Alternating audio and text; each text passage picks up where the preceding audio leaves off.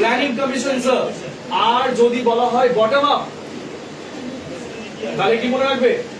That's a নীতি আয়োগ, তাই তো? Very good. Next strategy sir. Strategy কি? দাঁড়াও, এটা ছিল আমাদের ওয়াটারফল, এটা ছিল আমাদের ওয়াটারফল, রাইট? এই ওয়াটারফলটা কি স্যার? আমি বলেছিলাম আমরা সিঁড়ি হয় না, এই সিঁড়িটা তুমি কি চেঞ্জ করতে পারো ডিউরিং এমার্জেন্সি? না স্যার। বাট এখানে স্যার ওয়াটারফল স্ট্র্যাটেজি ফলো করতে গিয়ে প্ল্যানিং কমিশন এমপিসি, রাইট? কিন্তু স্যার আমরা জানি এটা কি আমাদের এই যে নীতি আয়োগ ফলো করে কি সেটা বলো? অ্যাজাইল। আর এটা কি ছিল? ওয়াটারফল। তাহলে স্যার অ্যাজাইলটা কি? অ্যাজাইল হচ্ছে মনে রাখবে হাই ফ্লেক্সিবিলিটি স্যার। ফ্লেক্সিবিলিটি একটু বেশি আছে, তার মানে কি যখন তখন তুমি টাকা যেখান থেকে নিয়ে তুমি এমার্জেন্সিতে টাকা খরচা করতে পারো। বাট এখানে স্যার আমাদের লো ফ্লেক্সিবিলিটি, তার মানে হচ্ছে এখানকার টাকা চট করে আবার নাকি খরচা করতে পারো না তুমি। কেন? কি কারণে বলো? কেন কি ফিক্স তো স্যার? অ্যাকচুয়ালি তো ফিক্স। তাহলে সেক্ষেত্রে বুঝতে পারছো ওয়াটারফল স্ট্র্যাটেজি হচ্ছে ক্লাস কি তুমি এমার্জেন্সিতে যদি ধরো করোনা চলে আসে, তাহলে তুমি বলো একটা পরিকল্পনা কমিশনে তুমি একটা পরিকল্পনা বার করেছো, লাইক প্রধানমন্ত্রী আবাস যোজনা, ইন্দিরা গান্ধী আবাস যোজনা, ওটা অলরেডি টাকা অ্যালট করে দিয়েছো। কত? 50,000 কোটি টাকা। এবার হচ্ছে ক্লাস সেই সময় এমার্জেন্সিতে দেখা গেল কি আমাদের নাকি কি হয়ে গেল? করোনা হয়ে গেল ফর এক্সাম্পল। তাহলে ওই এমার্জেন্সিতে টাকা তুমি কি ওই আবাস যোজনা থেকে বার করে খরচা করতে পারো? ব্যাপারটা বুঝতে পেরেছো? তাহলে ফ্লেক্সিবিলিটি কি স্যার? লো।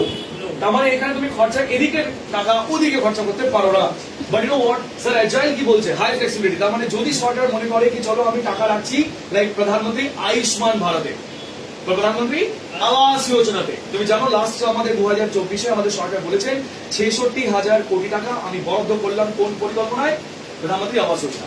এবার সাপোজ করোনা আবার যদি চলে আসে, তাহলে এমার্জেন্সিতে সরকারের কাছে টাকা নেই, তাহলে এই আবাস যোজনা টাকা থেকে তুলে সরকার কি ইনভেস্ট করতে পারবে মার্কেটে? That is why the agile has high flexibility. কিন্তু এমার্জেন্সি ফান্ড তো থাকে, বাট যদি শেষ হয়ে যায় তাহলে কি ভিক্ষে চাইবে সরকার? Understood what I said? এবার হচ্ছে ক্লাস কি এই অ্যাজাইলের সাথে সাথে একটা দেখতে পাচ্ছ কি অ্যাপ্রোচ? এই দেখো অ্যাজাইল, দেখো তোমরা একটা চার্ট দেখো, চার্টটা দেখো অ্যাজাইল, দেখো দেখো কি কেমন দেখতে অ্যাজাইল। তুমি দেখবে এই চার্টের মধ্যে কয়েকটা জিনিস তুমি দেখতে পাচ্ছ। প্রথমে কিন্তু কি হচ্ছে? প্ল্যানিং, তারপর রিকোয়ার্ড অ্যানালিসিস, দেখতে পাচ্ছ রিকোয়ার্ড অ্যানালিসিস, তারপর আবার বলছে কি কোথায়? ডিজাইনিং করছে, ডিজাইনিং। তার মানে অ্যাজাইল ডিজাইন করে যে হ্যাঁ ঠিক আছে কোথায় কি লাগবে, দেন ইমপ্লিমেন্টেশন, তার মানে ওটাকে ইমপ্লিমেন্ট করে, দেন টেস্টিং করে, দেন ফাইনালি ইয়েস। তাহলে অ্যাজাইলে ক্লাস ডেভেলপমেন্ট কিন্তু দরকার। অ্যাজাইল করে দিতে পারে যেটা ওয়াটারফল করতে পারে না আন্ডার হোয়াট? প্ল্যানিং কমিশন, মানে NPC sir, NPC national planning কমিশনের মধ্যে এটা পসিবল না, তবে নীতি আয়োগের মধ্যে পসিবল। অ্যাজাইলের বটম আপটা কি বলছিলাম? সরি বটম বলছি, বারবেল অ্যাপ্রোচ। এটা কি স্যার? Barbell approach. ওকে, এবার শোনো বারবেল অ্যাপ্রোচ এটা কি? বেসিক্যালি বারবেলটা কেমন দেখতে? এই তো বারবেল স্যার। আমরা যখন বারবেলটা তুলি, আমরা যখন তুলছি ফর এক্সাম্পল যদি আমার হাতে এই অ্যাঙ্গেলে যদি ব্যথা শুরু হয়ে যায়, তাহলে এই বারবেলটা আস্তে আস্তে ওকে ফাইন, তাহলে আমি এই অ্যাঙ্গেলটা ব্যথা হয়ে গেল বলে এই বারবেলটা আস্তে আস্তে ইনক্লাইন হয়ে যাচ্ছে।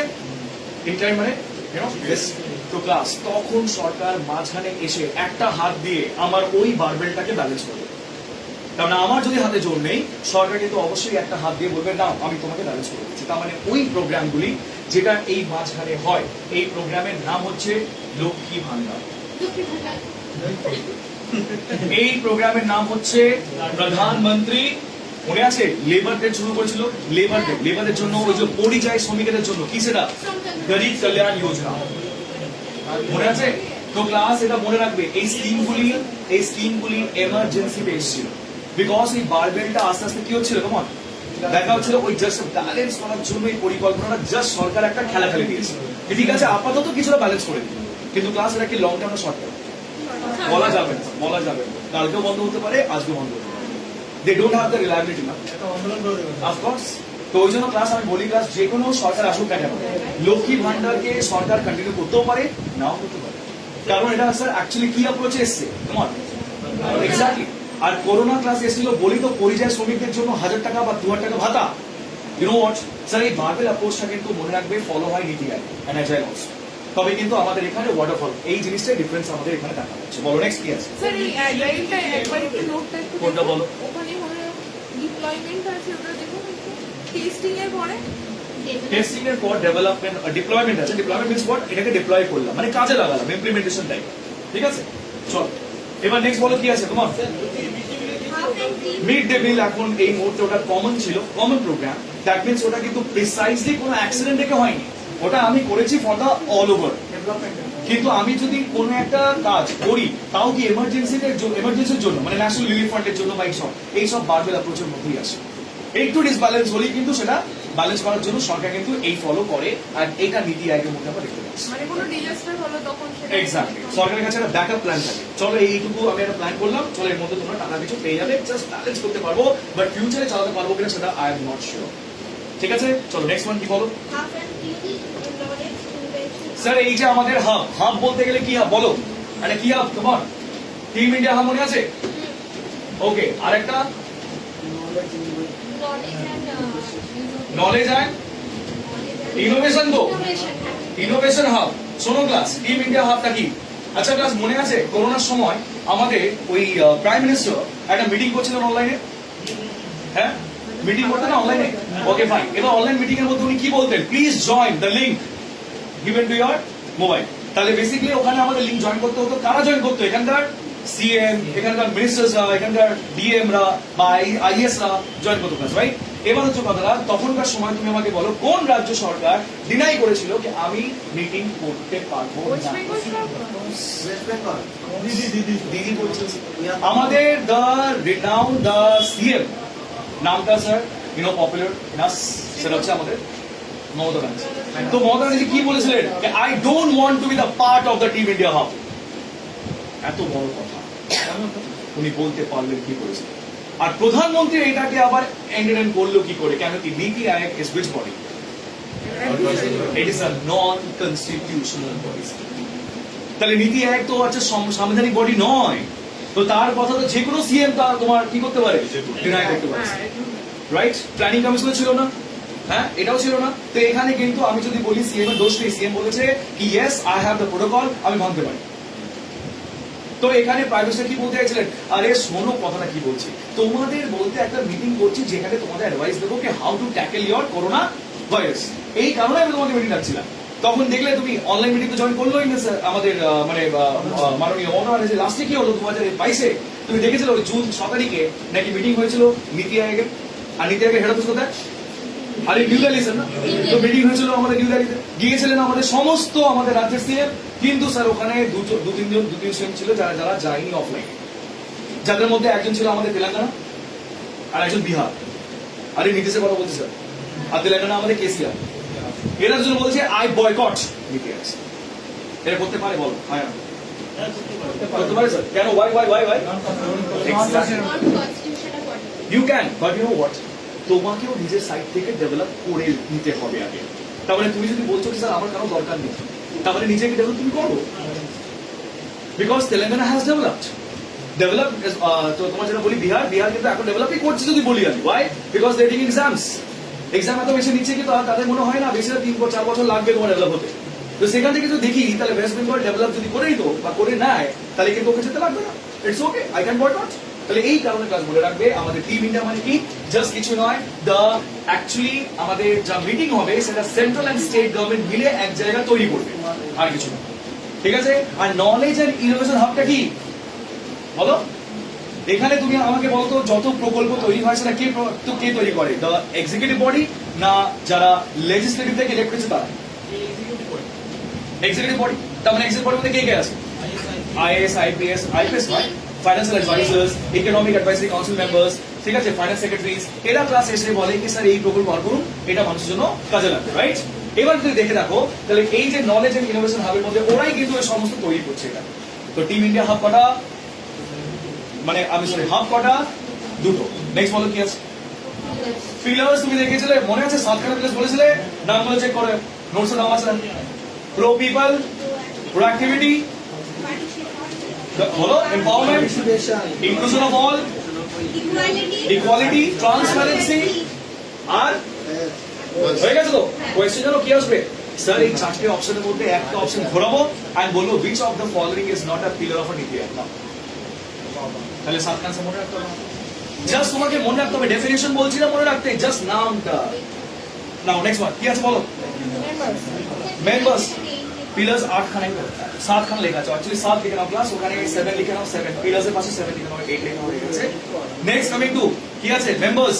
মেম্বার্স কারা কারা আছে? চারজন, নামটা কি বলো? রমেশ চন্দ। দাঁড়াও এক সেকেন্ড, রমেশ চন্দ কিন্তু 15 সাল থেকে আছে। নেক্সট বিকে সরস্বতী 15 সাল থেকে আছে। ভি পল 15 সাল থেকে আছে। ইনি 2023 এ এসেছিলেন, লিখে নাও পাশে। 2023 এ অরবিন্দ বিরমানি। অরবিন্দ বিরমানি কবে এসেছিলেন? 2023। আর একজন জানো ক্লাস, অরবিন্দ বিরমানির জায়গা কে ছিল? কেন কি আগে আমাদের মেম্বার জানো কজন ছিল? মানে সিন্স 2015 কজন? 4 জন। ঠিক 2019 এ আসতে না আসতে কজন? আর আবার 2023 এ 4 জন।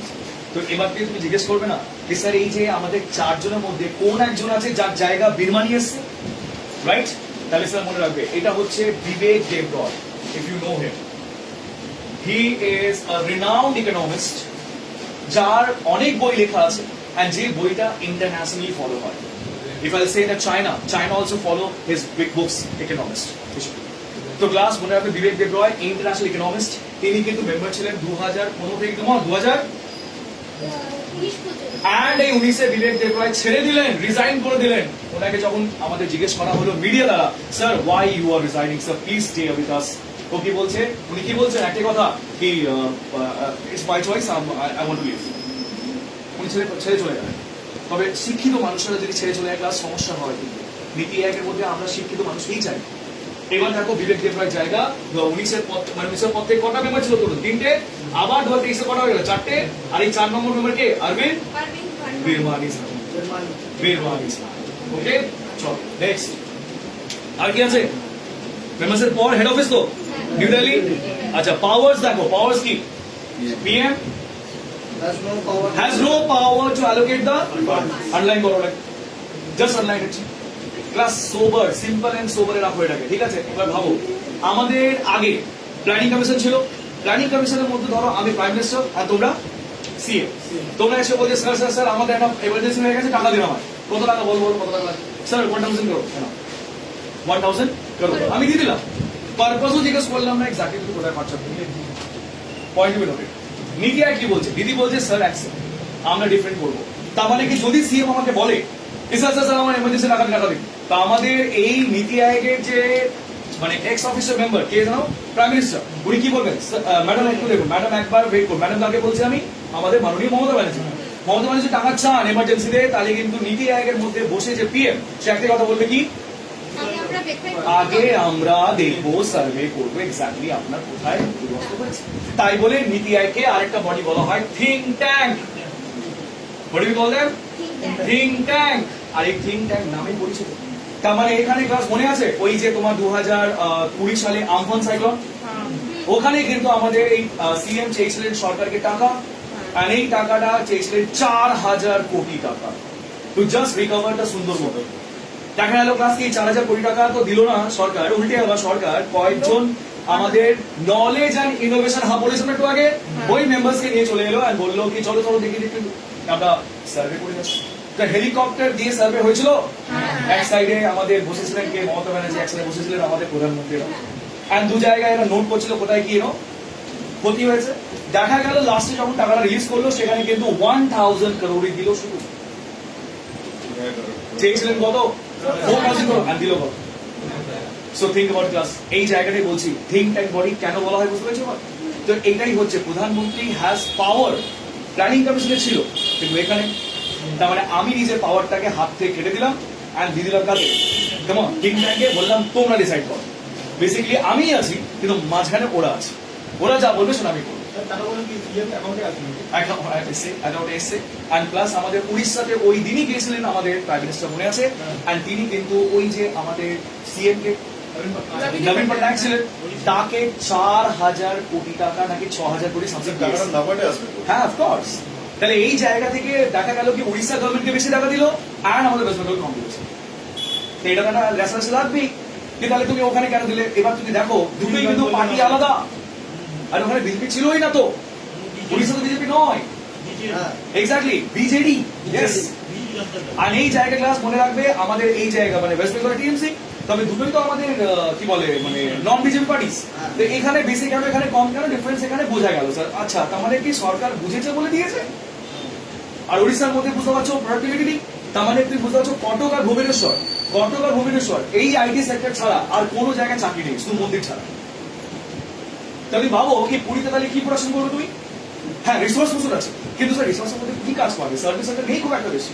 এই জন্য সরকার মনে হয় বুঝে সুঝে দিয়েছে, কিন্তু আমাদের নাকি ওয়েস্ট বেঙ্গলের সরকার দেখেছে এই তো পুরো ডেভেলপ হয়ে গেছে, এই জন্য কিন্তু কম টাকা রাখো, এই হচ্ছে ব্যাপার। তো যাকে হোয়াট এভার মেবি, তো যাকে মনে রাখবে এইভাবে আমাদের প্ল্যানিং কমিশন আর নীতি আয়োগের মধ্যে ডিফারেন্স। চলো নেক্সট টাকাটা দেওয়ার পর একবার হিসাব নেয় না যে আপনারা আপনারা কিন্তু আপনি করলেন। অ্যাকচুয়ালি এটা গ্রান্ট, এন্ড গ্রান্টের টাকাটা কিন্তু অবশ্যই হিসেবে রাখবে সরকার।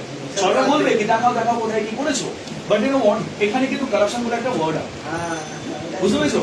অডিট অ্যাকাউন্ট, অডিট অফিসার্স, শুনেছো অডিট অফিসার্স, এরা কিন্তু যায়, এরা যদি কারাপ্টেড হয়ে যায় তাহলে কিন্তু টাকাটা কিন্তু এখান থেকে রোল আউট হয়ে যাবে, কিন্তু আসল স্টেটমেন্টটাই বোঝা যাবে নেক্সট সার্টিফিকেট। এটা হয় কাজ, এটা প্রত্যেকটা স্টেটে একটা খবর আছে। চলো নেক্সট, থিঙ্ক ট্যাঙ্ক স্যার, এটা কি বলা হয়? Think tank. আচ্ছা নেক্সট কি বলো? অ্যাপ্রুভাল। আচ্ছা শোনো ক্লাস, প্ল্যানিং কমিশনে অ্যাপ্রুভ কে করতো plan? Sorry NDC, national development council, but নীতি আয়োগের মধ্যে অ্যাপ্রুভ কে করে?